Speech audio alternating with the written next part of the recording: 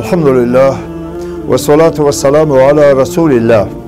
تر حمد صلاة و سلام وروسته په لویدیځو هېوادونو کې د رسول الله مبارک په خلاف د توهین او سپکاوي اسباب لومړی دیني عامل په روسیه کې 23 میلیونه مسلمانان دي.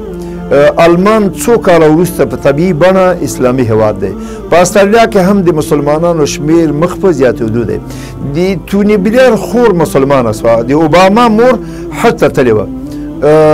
بل د اسلامي مظاهرو چټکیون، د جوماتونو زیاتېدل په انګلستان کې محبوب نوم د محمد صلی الله علیه وسلم دی. د حجت استدلال او جګړې په ډګر اسلام غالب دین دی. دوی غربیان هرې وسیلې ته لاس اچوي. غرب نور د ملتونو قیادت نشي کولی. دوی هر څه خپل ځان ته غواړي.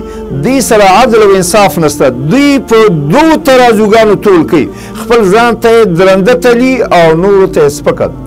بل سیاسي اسباب په نړیواله سطحه د مسلمانانو مصروفول او په غفلت کې راګیرول تر څو مهمو شیانو ته پام رانه وړي. د جوماتونو امامان په دې مصروفوي چې مړي اوري او که نه، سنتو نه وروسته دعا سته او که نه، امین په زوره ووایي او که په پټه. د رفع الیدین جګړه، آیا د مړي خیرات سته او که نه، د جهري او خفیه ذکر ترمن جګړې، د شیعه او سني اختلافات تازه کول، دا د غربیانو پروګرامونه دي. د اسلامي هیوادونو ترمنځ د سرحداتو لانجې پیدا کول، د افغانستان او پاکستان ترمنځ د ډیورن کرښه، د ایران او افغانستان ترمنځ د هلمند اوبه، د کشمیر مسله، د عراق او کویت مسله، د اماراتو ترمنځ د ابو موسی ټاپو، د پښتو فارسي تعصب، علما په یو شکل، ځوانان په بل شکل، عوام خلک په بل شکل، سیاسیون، پارلمانونه او ولسي جرګې او دولتي ادارې په بله بڼه، عسکري جنرالان په بل شکل مصروف ساتي چې خلک انقلاب ته توجه نه کوي. او بل خپل ملت ته انګېزه ورکول. له 80 نه تر 80 سلنې پورې عام وګړي په امریکا کې د افغانستان د جنګ مخالفو، ولسونه د دې سفارتونه سوځوي. نو دوی سیاسیون خپلو خلکو ته وایي دا دوی موږ نه پرېږدي، دوی سخت دریځه دي، موږ وزنې. د مسلمانانو راپارونه، دوی ساړه جنګ ته مواد برابروي. د ناټو هیوادونو 3 ورځې په بروکسل کې غونډه درلوده. زیاترو د ناټو په ړنګېدو ټینګار کاوه او اصرار درلوده چې د وارسا په ختمېدو سره د ناټو د تړون شتون ته اړتیا نه لیدل کېږي. لیکن میرمن تاچر وویل اسلام مولوی دښمن راته په میدان کې ولاړ ده، د ناټو شتون اړین دی. د دوی پوځي افسران مسلمانان زناور بلي، له حیواناتو نه مو په 2مه درجه کې راولي. د غرب له بدماشۍ وروسته ډېر بېدینه خلک سم سو.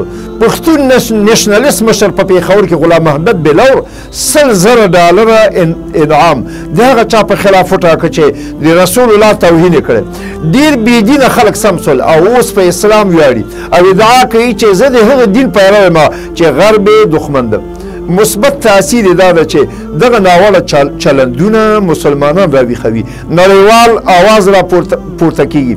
له شرقه ته غربه، له شماله ته جنوبه د ځمکې د ټولې کورې مسلمانان خپل ځان تن وجود بوري او د خپل محبوب په ننګ راپاتېږي. د یو پرمختللي سردمدار ځواک لخوا د رسول الله په وړاندې بې ادبي د دې مشروعیت ټکنی کړ. د دې جعلي اسناد غرضې پرځې د ادیانو ازادي، د بشر حقونه، دیموکراسي، عدالت او انصاف دروغجن ثابت کړل. دوی په حقیقت کې ملحدین دي، هیڅ مقدسات نه مني. د دوی د عیسویت دعوه دروغ ده، دوی نبوت نه مني او عیسویت خو د ادیانو توهین نشته. نو انشاءالله د اسلامي امت نور دور دی. موږ ته پکار دی چې د دوی له مصنوعاتو سره مخاطبه وکړو، د موبایل مصرف کم کړو، د دوی له بانکونو سره پریکون اعلان کړو او سفارتي اړیکې ورسره پرې کړو، د غیرت احساس وکړو.